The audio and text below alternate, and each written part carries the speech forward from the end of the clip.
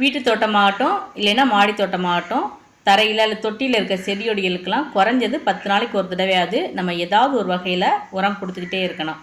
அந்த மாதிரி நம்ம உரம் கொடுக்கலைன்னா செடியோட வளர்ச்சி குறையும். அப்புறம் தழைச்சத்து குறைபாடு, பூக்களோட உதிர்வு, காய்களோட வளர்ச்சி குறைபாடு, ஊட்டச்சத்து குறைபாடு, இது எல்லாமே அடுத்தடுத்து வர ஆரம்பிச்சிடும். நம்ம உரம் அப்படின்னு சொன்னோம்னா ஆர்கானிக், இன்ஆர்கானிக் ரெண்டையுமே சொல்லலாம். நம்ம வீட்டில் தோட்டம் ஆரம்பிக்கிறதுக்கான முக்கிய காரணமே இயற்கையான முறையில் காய்கறிகளை விளைவிச்சு நம்ம பயன்பெறணும் அப்படிங்கிறக்காக தான். அதனால நம்ம இன்ஆர்கானிக் உரங்களை தவிர்க்கிறது ரொம்ப நல்லது. ஆர்கானிக் உரங்கள் அப்படின்னு நம்ம சொன்னோம்னா கடலை புண்ணாக்கு கரைசல், மக்கிய சாணி உரம், அப்புறம் காய்கறி கழிவுலேருந்து நம்ம தயாரிக்கிற உரங்கள், அப்புறம் வாழைப்பழ கரைசல், முட்டை ஓடு, ஜீவாமிர்தம், பஞ்சகாவியா, மீன் அமிலம், இந்த மாதிரி நிறைய சொல்லிகிட்டே போகலாம். இதில் ஒரு சில உரங்கள் நம்ம தயாரிக்கிறதுக்கு செலவு அதிகமாகும். ஆனால் இன்றைக்கி நம்ம தயார் பண்ண போகிறது அதிக செலவே இல்லாத மீன் அமிலம். வணக்கம், welcome to garden and health. மீன் அமிலம் தயாரிக்கிறதுக்கு செலவு அதிகமே கிடையாது. நாட்டு சக்கரை மட்டும்தான் நம்ம காசு கொடுத்து வாங்கணும். இந்த மீனோட கழிவுகள் எல்லாமே நம்ம மீன் கடையில் கேட்டோம்னா அவங்க ஃப்ரீயாகவே நம்மளுக்கு கொடுப்பாங்க. நம்ம நான்வெஜ் சாப்பிட்றவங்களா இருந்தால் மீன் குழம்பு வைக்கும்போது அந்த மீனோட தலைப்பகுதி, வால் பகுதி, அந்த குடல் பகுதி, இது எல்லாத்தையும் வச்சுமே நம்ம இந்த மீன் அமிலம் தாராளமாக தயார் பண்ணலாம்.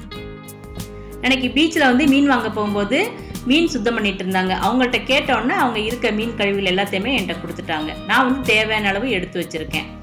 இந்த மீன் அமிலம் தயார் பண்ணுறதுக்கு முக்கியமாக நம்ம கவனிக்க வேண்டியது ஏர்டைட் கண்டெய்னர். நம்ம ஏர்டைட் கண்டெய்னர் சூஸ் பண்ணிக்கலாம். அப்படி இல்லைன்னா ஒரு பெயிண்ட் டப்பா, 1 லிட்டர் 2 லிட்டர் டப்பா, அதனோட மூடி கரெக்டாக லாக் ஆகிற மாதிரி உள்ள மூடி, இது எதை வேணாலும் நம்ம எடுத்துக்கலாம். இப்போ அந்த கண்டெய்னரில் முதல்ல நாட்டு சக்கரை சேர்த்துருக்கேன். அதுக்கப்புறம் இந்த மீன் கழிவுல சேர்த்துக்கிறேன். அதுக்கப்புறம் திருப்பியும் நாட்டு சக்கரை, அப்புறம் மீன் கழிவு, இந்த மாதிரி மாற்றி மாற்றி நம்ம நாட்டு சக்கரை, மீன் கழிவுன்னு சேர்த்துட்டே வரணும். நீங்கள் அகலமான பெரிய கண்டெய்னரில் இந்த மாதிரி மீன் அமிலம் தயாரிக்கிறீங்க அப்படின்னா மொத்தமாக மீன் கழிவையும் நாட்டு சக்கரையும் சேர்த்து ஒரு குச்சினால் நல்லா மிக்ஸ் பண்ணி விட்டு அதுக்கப்புறம் நீங்கள் நல்லா டைட்டாக மூடி வச்சிடலாம். நான் இந்த மாதிரி ஒரு சின்ன கண்டெய்னரில் போடுறதுனால முதல்ல மீன், அப்புறம் நாட்டு சக்கரை இந்த மாதிரி மாற்றி மாற்றி சேர்த்துக்கிறேன். இதில் முக்கியமாக கவனிக்க வேண்டியது, நம்ம மீன் அமிலம் தயாரிக்கிறதுக்கு பயன்படுத்துகிற மீன் ஐஸ் வச்ச மீனாக இருக்கக்கூடாது. நல்லா ஃப்ரெஷ் மீனோட கழிவாக இருந்தால் தான் அந்த மீன் அமிலம் உங்களுக்கு கெட்டு போகாமல் இருக்கும். அப்படியே நீங்கள் ஐஸ் வச்ச மீன் வாங்கிட்டு அதனோட கழிவுகள் இருந்ததுன்னா அதை கொஞ்ச நேரம் வெயில கொஞ்சமாக உலர்த்திட்டு அதுக்கப்புறம் நீங்கள் இந்த மீன் அமிலம் தயார் பண்ண ஆரம்பிங்க. கடல்லேருந்து பிடிச்சிட்டு வர அந்த ஃப்ரெஷ் மீன் அப்படின்னா அதில் கடல் உப்பு கலந்துருக்கனால உங்களுக்கு இந்த மீன் அமிலம் கெட்டு போகாது. அதே சமயம் ஐஸ் வச்ச மீன் அப்படின்னா அதில் தண்ணி சத்து இருக்கும். அதனால இந்த மீன் அமிலம் சீக்கிரமே கெட்டு போயிடும். இப்போ நான் நாட்டு சக்கரை மீன் சொல்லி எல்லாத்தையும் நல்லா கலந்து எடுத்து வச்சிட்டேன். இப்போ இது நல்லா ஏர்டைட் மூடினால நல்லா மூடி வச்சிடணும்.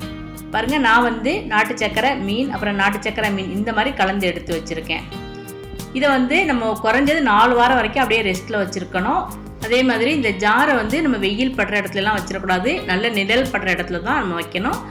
அதுக்கப்புறம் நீங்கள் மூடியை திறக்கவே வேண்டாம். கரெக்டாக பார்த்தீங்கன்னா 28 நாளில் நம்மளோட மீன் அமிலம் நல்லா இந்த மாதிரி தேன் மாதிரி ரெடி ஆயிரும். இந்த மூடியை திறந்தோம்னா நம்ம இந்த பஞ்சாமிர்தம் தயார் பண்ணுறதுக்கு நாட்டு சக்கரை, பழங்கள் கலந்தோம்னா என்ன ஒரு வாசம் இருக்குமோ அந்த வாசம் தான் அதில் கிடைக்கும். மீனோட வாசம் கொஞ்சம் கூட இருக்காது.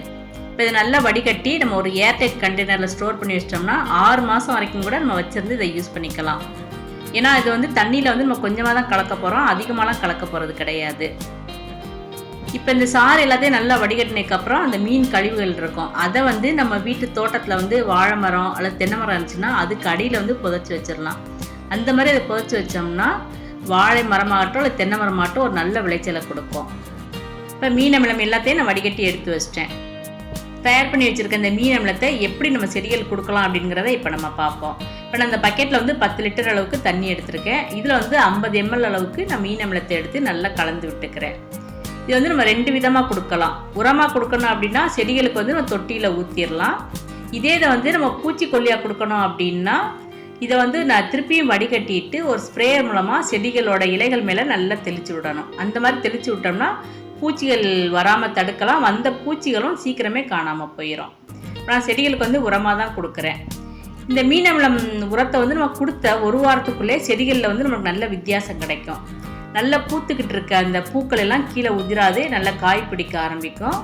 அதே மாதிரி காய்கள் நல்ல பருமனாகவும் நம்மளுக்கு கிடைக்க ஆரம்பிக்கும். மண் வளத்தை அதிகரிக்கிறதுக்கும், அப்புறம் செடிகள் வளர்றதுக்கும், பூக்கும் திறனை அதிகப்படுத்துறதுக்கும், முக்கியமாக அந்த தழைச்சத்து குறைபாட்டை சீராக்கிறதுக்கு இந்த மீன் அமிலத்தை நீங்கள் அடிக்கடி பயன்படுத்தலாம்.